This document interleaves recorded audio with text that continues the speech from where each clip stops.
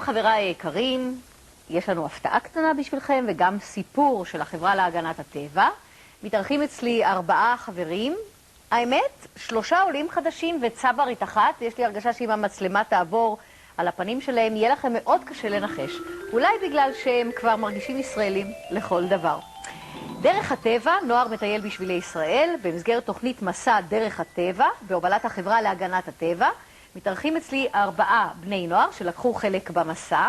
שלום לך מעיין. שלום. בואי נגלה, הצברית שבחבורה. שלום לשרה. שלום. הגעת אלינו מי? אמריקה. מארצות הברית, ואת עולה חדשה. כמה זמן את כבר בארץ?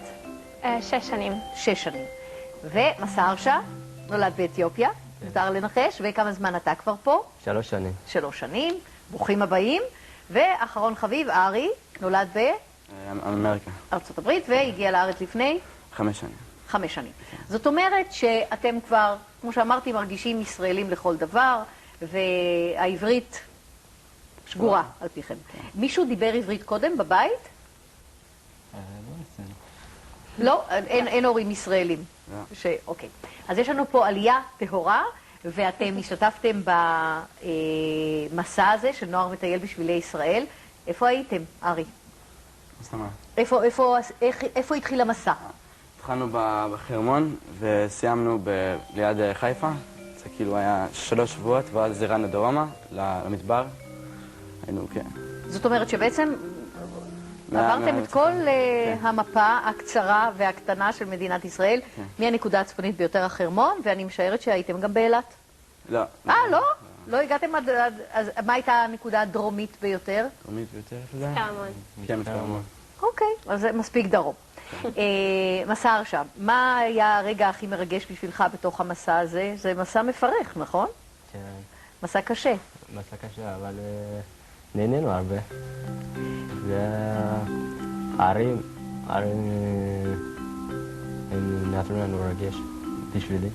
אבל זה לא בדיוק טיול, זה מין מסע שטח שצועדים הרבה מאוד שעות, נכון? למדתם כישורי שטח, מודעות סביבתית, מנהיגות, יכולת לעזור בצוות, פיתחתם קשר עמוק אחד בין השני, אבל זאת עבודת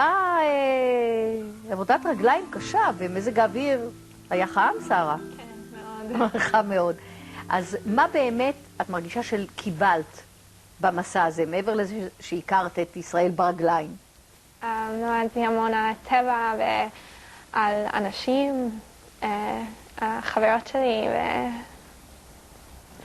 אני חושבת שהדבר הכי חשוב בטיולים מן הסוג הזה, מעיין, זה לא להשאיר טביעת רגל אקולוגית. זאת אומרת, לא להשאיר עקבות. אז בואי תסבירי למי שצופה בנו עכשיו, איך לא משאירים עקבות, ומה מצאתם בדרך ממטיילים אחרים שכן השאירו עקבות. קודם כל זה מלא. וכאילו כל פעם אחרי שגומרים כאילו את ההפסקת צהריים, וזה תמיד יש מישהי שעושה סוויפ, שזה כאילו טיטוי, שכאילו בודק את הסביבה, שלא שכחנו כלום, שלא השארנו זבל, ומנסים כאילו כמה שפחות להשתמש בשקיות שיהיו אחר כך זבל, וכל הזמן כאילו שומרים את זה זאת אומרת להשתמש בחומרים שמתקלים. כן.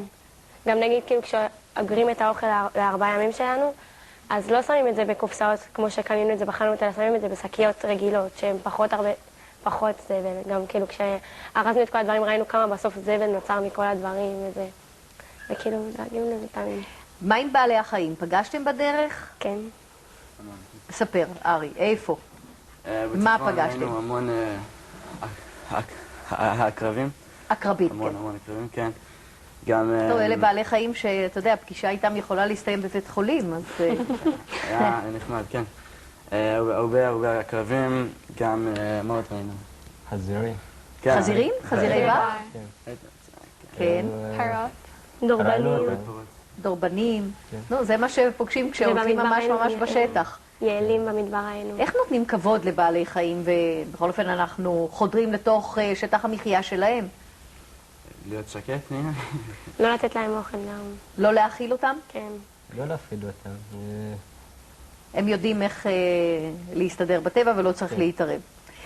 בואו נדבר על דבר קצת אינטימי. שירותים בטבע. בכל אופן, בנים ובנות בגיל 10, מטיילים להם ביחד. זה נכון מה ששמעתי, שבונים שירותים מאבנים? מאבנים. חופרים בור, ואז... חופרים בור? כן. אבן, כן. ובשבת כאילו אז עושים את זה לפני, כאילו, כי אסור לחפור בשבת, אז מכינים לפני, יש קבוצה של בנות שמכינה את זה. כאילו יש עירוב שירותים